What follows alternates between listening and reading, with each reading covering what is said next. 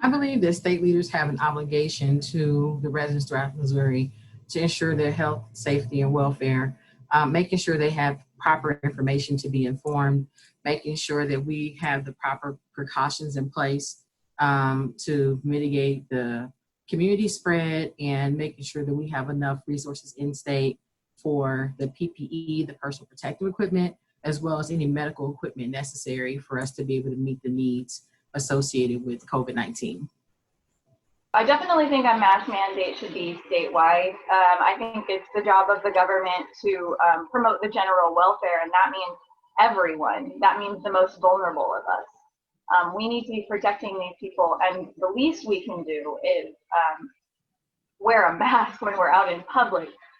We need to be protecting our aging population and those who are immunocompromised. So I think a mask mandate on a statewide level is almost the least that we can do.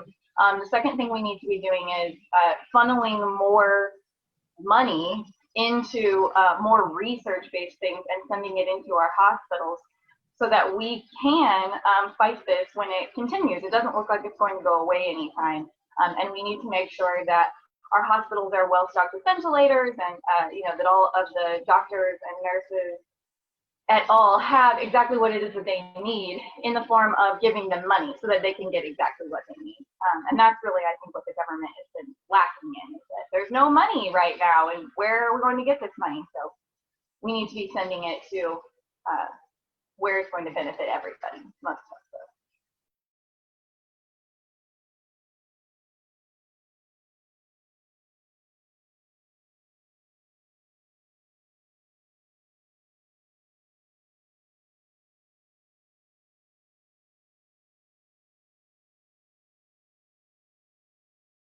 I think first and foremost, we need to make sure that our aging population are not going to be kicked out of these nursing homes and housing centers just because those who are paying the bills can't afford to pay the bills. What we don't need right now is a rise in homeless population, as we've seen with evictions that have been going on, despite the fact that there is an eviction moratorium. We need to not be kicking people out of their homes, because you can't shelter in place if you don't have a shelter.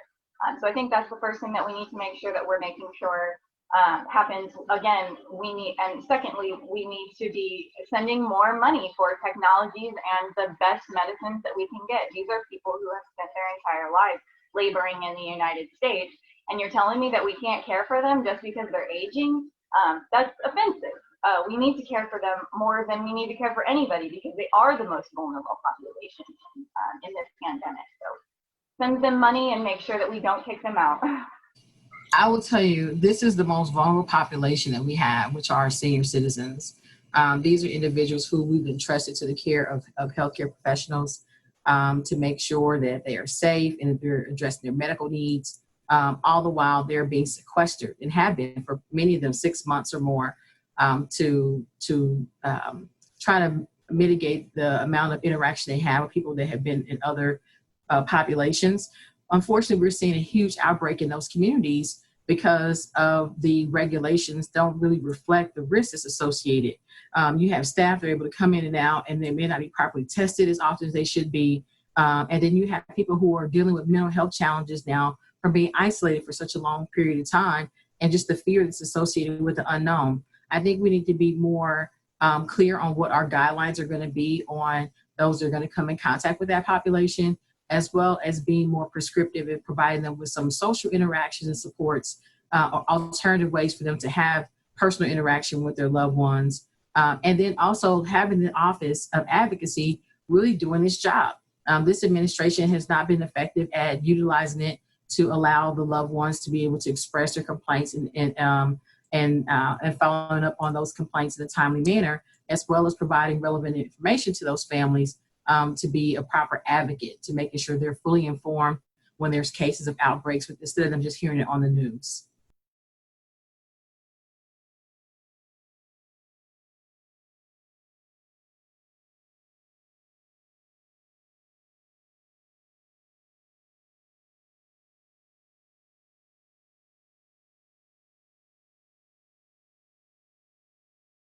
All segments of society are important. There's no one without the other. We need them all to function effectively because there's a correlation amongst them. I think the most important thing we can do is manage how we are addressing COVID-19 and making sure that we are minimizing the community spread. I cannot emphasize that enough, because if you allow one area of industry to open up and not others, then it's kind of like playing whack-a-mole. I think we have to be very clear on what are the best practices to minimize community spread. Obviously, wearing a face covering, washing your hands, social distancing, all those things are good practices for those that have to interact and are essential workers. But for those that are still looking to socialize and be involved in opening up tourism and things like that, I think we still may be a little premature in that, because we've seen where that has occurred. We've seen larger outbreaks in some school districts and otherwise. So I believe we have to make sure that we are managing the risk associated with where we are as far as our levels of how many people are being tested positive, as well as making sure we are educating across the board those that have to interact with the public on how to do that in the most safest way possible, and so that we can continue to do business in an effective manner. Because the goal is not for us to be like this long term. If we make the sacrifices now, we can get back to some level of normalcy. But right now, our positive test rate is continuing to increase. As we've seen here in Jackson County, Kansas City, we're at 15%. And we've seen statewide, we've exceeded 100,000 positive cases of COVID. Thankfully, the deaths have not been that largely associated with those large numbers, but still the amount of risk that's been associated just tells us that we have the risk of exponential growth. And we've got to get that underway so that we can look to industry and figure out the best ways to get back to doing business. Even before the pandemic, the two big sectors that were kind of struggling is the education system and the arts. They were already struggling prior to the pandemic and have only been stretched beyond their means since then. In education, we don't pay teachers enough, first off, and we're expecting them to just sort of be given this bare minimum amount of money and to continue working harder than I think most people work. They've been kept on their toes the whole year. Each district has kind of been left to fend for itself. So we need to be funding education. We need to be making sure that we're not cutting the budget any more than we already have. And I worry about the education system bouncing back from this because everybody kind of was left to fend for themselves. The flip side of that, the arts, were already struggling. And I think this time more than any has really showed us how vital the arts are to our well-being as humans. I think creativity and having that kind of cathartic outlet is vital and is an essential part of who we are as humans. And so definitely save our stages. We need to be investing in these things post-pandemic and not letting them fall by the wayside.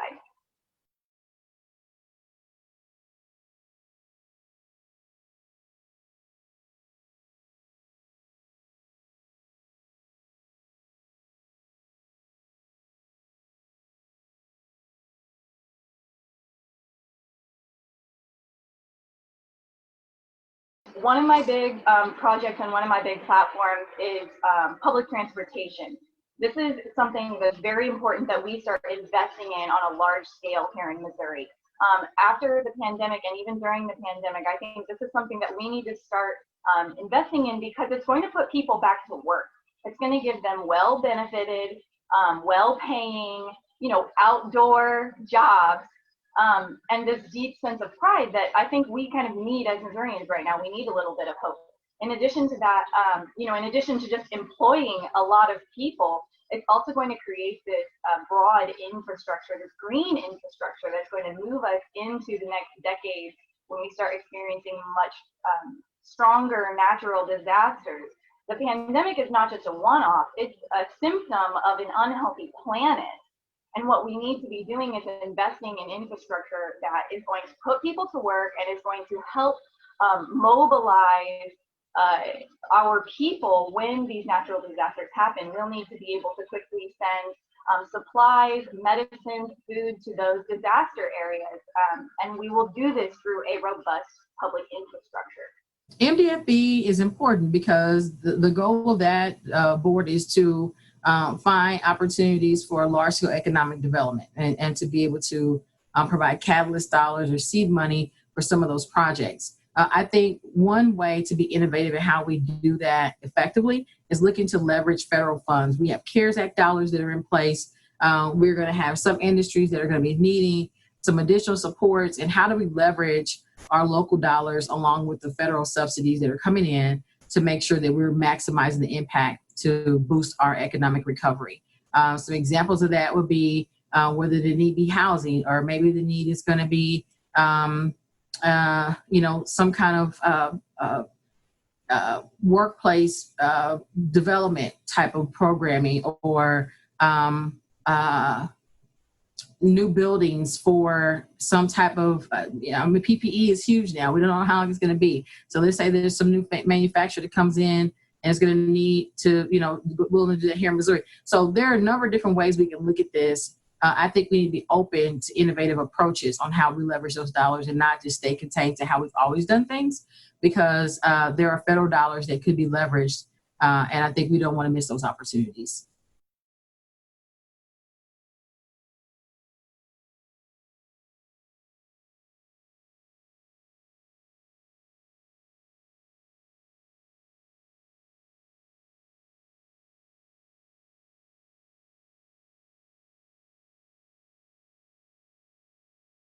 Well, one thing we know is that if you look at, regardless of where people are, or regardless of income level, you're seeing some of the same trends where they may be charged higher rates of interest, or the disparities in learning outcomes, even in affluent school districts where families are not free and reduced lunch.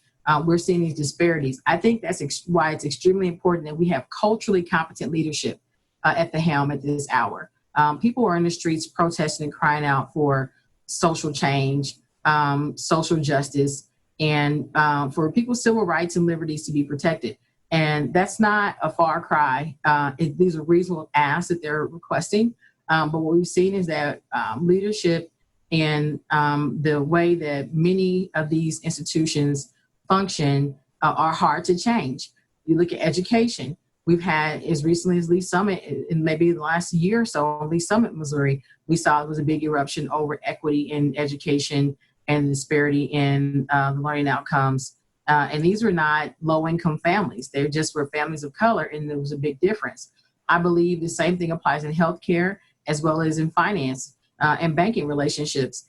People who don't have the relationships oftentimes are charged more interest or not getting the preferential loans. And even in healthcare, you see with Black women, the maternal mortality rate is a lot higher. Black women die during childbirth because you have people who are in these fields who are not culturally competent, who are making decisions that may not be in the best interest of all people. Sometimes it's out of ignorance. They just don't know the differences. They're not culturally competent. And sometimes it's because of just willing ignorance. And they just willful ignorance. I'm sorry. They just don't want to be engaged, don't want to know this is how I'm going to do it, and how it affects you. It doesn't matter. Well, those type of situations cause a disparate impact on communities of color. And we have to have people in leadership that's going to call it out. We have to have people in legislative positions who are going to put protections in place to protect all Missourians, regardless of your color, regardless of your income, to make sure that your rights are protected, even in instances like this. And so I believe that there's a huge opportunity for us in Missouri to get this right now. When you have leadership that is not acknowledging the requests of constituents in the street saying that Black Lives Matter and that we're against police brutality, and the response is, I stand with police. No, we stand for accountability, regardless of if it's a police officer or if it's a Joe citizen that's committed a crime. We don't want lawlessness of any kind, particularly those that have a badge. And so we have to look at this across the board and make sure that we're not putting one against the other, and we're looking at it holistically and figuring out what is going to be the right way from a policy standpoint, what is going to be the right way from a morality standpoint for us to be able to get things right where it's fair and equal across the board. The state government should be doing everything to identify and deal with these inequalities. We pretend for whatever reason that Missouri didn't enter the Union as a slave state and that we don't have a history of systemic oppression to our, Black and brown Missourians. What we need to be doing is pulling out the old redlining maps, and we need to be funneling money into those communities who have been systematically denied that. In addition, I think that healthcare is part of the reparation process.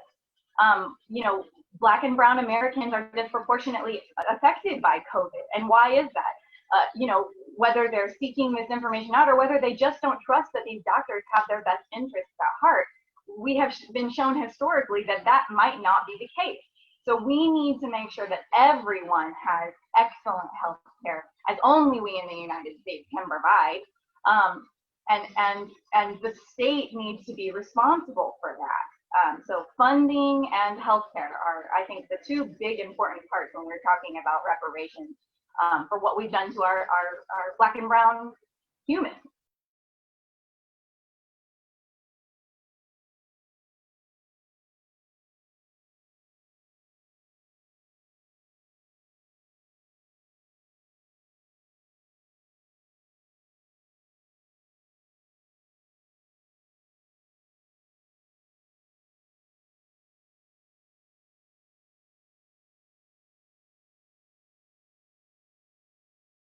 We do this by not giving, open season for giant corporations to come into Missouri and buy large portions of our communities and then turn them into high-priced condos. We do this by not allowing it.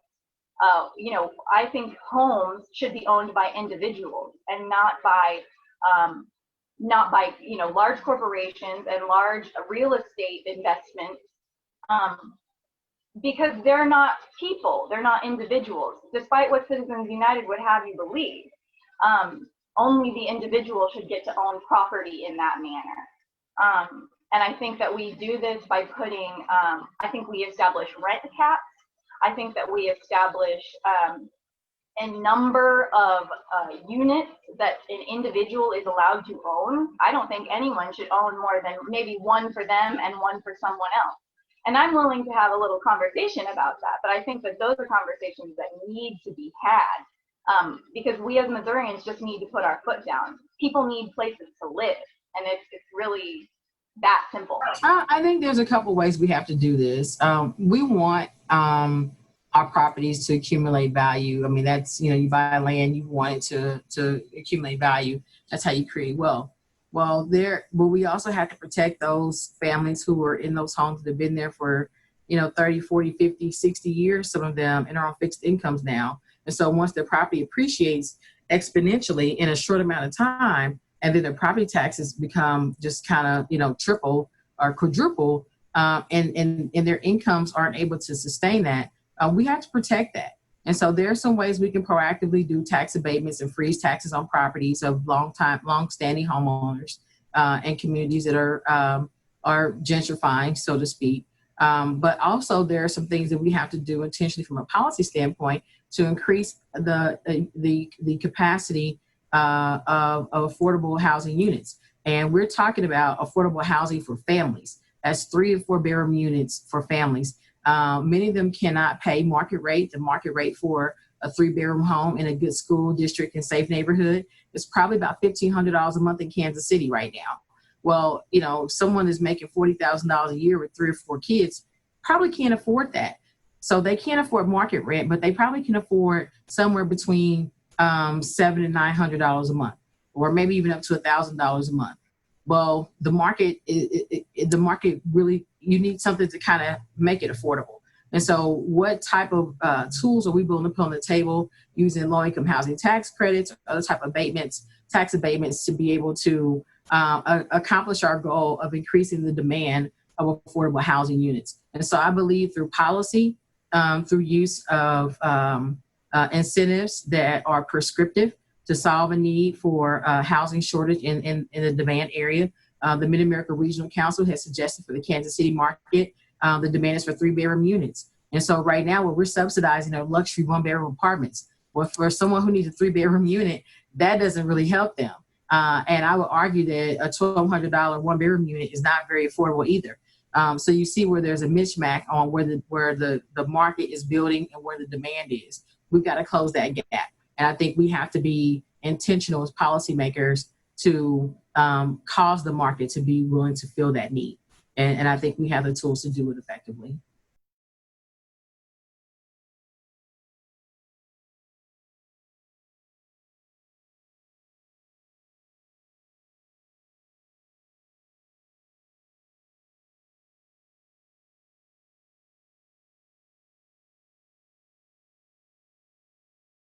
Well, it's to be determined. And I say that because I understand what the intent is behind it. We're dealing with record number of homicides across the state. Missouri has 3 of the top 15 deadliest cities: Kansas City, St. Louis, and Springfield, Missouri. But what that also tells you that this issue of gun violence goes beyond race and income, because you have the same problem in Springfield, Missouri, and they don't have the same demographic that we have here in Kansas City. And so I think that when you look at what Operation Legend is intended to do, which is support law enforcement on how to clear their outstanding homicide investigation cases and dealing with some of the gun assault cases, I think that is a good thing if it's helping clear the workload and helping police to be able to learn more effective ways to do their jobs, and not necessarily busting the budget of the local municipalities. But at the same time, we have to be careful about what the effect of that is going to be, and caution them against over policing in some ways, and that they remain focused on what the task is at hand, is addressing violent crime and being able to solve these investigations, because these families want justice, and we want them to get justice. And law enforcement needs help sometimes from their partners to be able to make that happen. But we want them to keep the main thing. So we're watching to make sure that remains the case. No, I do not believe that federal law enforcement officers had any place in our cities, because let's be honest, they're only sending them to the cities. I have heard stories here in Kansas City, and it's I think it's a bad idea. I don't think that federal law enforcement officers know what is best for our state, and I think that we need to remember that. And I think Parson shames us by allowing those federal officers into our state, by allowing federal oversight in that particular manner into our state.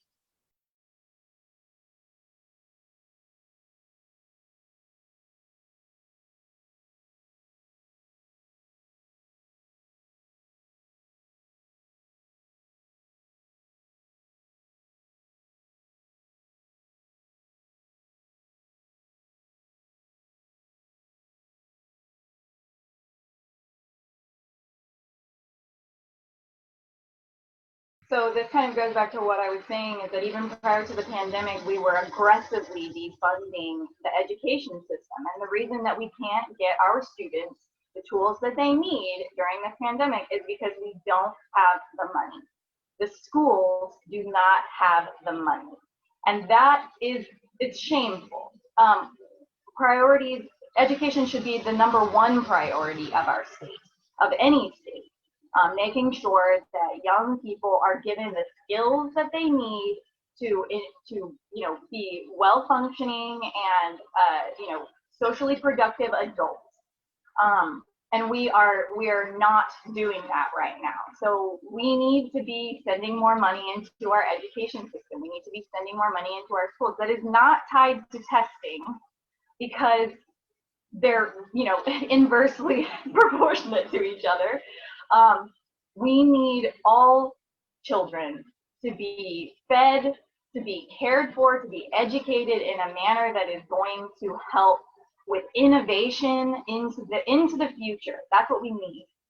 And right now, it looks like allowing, getting people the internet connections that they need and the physical tools to use that internet. My family works in a more wealthy school district. One of my families works in a more wealthy school district, and another of my family's kids attend, a much more rural, low-income school district. And their reactions and their game plans for the pandemic have been just as different as night and day. You know, in the wealthy school district, my niece was sent home with an iPad. And in the more rural, low-income school district, you know, we're talking about they're still just having in-session school. And so I think that we need to balance the playing field when we're talking about equity. We need to be finding those places that need more help and giving them more. Well, I mean, it goes back to what I was saying earlier about the disparities in education. It transcends income. And so the digital divide in Missouri, I mean, it's a rural issue and an urban issue. In the rural areas, it's accessibility. They don't have access to it. In the urban communities, it's affordability. And so we have to figure out from our model of education, how are we going to address this unmet need across the board? You know, right now, broadband internet is a utility, and we have to make sure that all kids have access to it, just like they do lights, water, and gas. And so how does the school district build that in its model to make sure kids all have access? The hotspots are a good start, but it may not be the most effective, because if you're on Zoom all day, you're going to eat up the data on your hotspot. So we need to figure out ways to work with our internet service providers to look at the funding allocations that we provide for public education, to see how we can leverage those dollars to make internet affordable where it's available, and then for us to broaden and expand connectivity for areas that it's not.